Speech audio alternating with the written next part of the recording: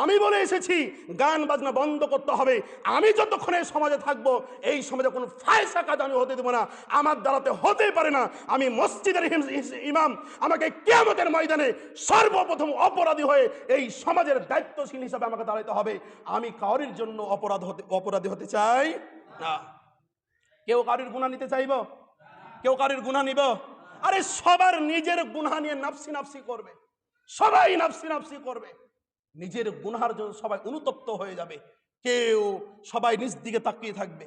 নিজের স্বামীটা যদি বাড়ি থেকে চলে যায়, নিজের স্বামীটাও যদি পাশ দিয়ে চলে যায়, স্ত্রী দেখবে না। স্ত্রীর পাশ দিয়ে যদি স্বামীটা চলে যায়, কিয়ামতের ময়দানটা এত ভয়ানক হবে। ওই ভয়ানক স্থানে ভাই আপনার জন্য আমি অপরাধী হতে পারবো না, আমি হতে পারবো না। আমি বলে দিয়েছি, আমি যতদিন এই সমাজে আছি আমি এই গান এলাও করতে পারবো না। যদি আমার এগুলো পছন্দ না হয়, আমি সম্মানের সাথে এসেছিলাম, সম্মানের সাথে আমাকে বিদায় করে দেন, আমি এই সমাজ থেকে চলে যাব সম্মানের সাথে। কিন্তু আমি যতদিন আছি এই গান বাজনাকে এলাও করতে পারবো না।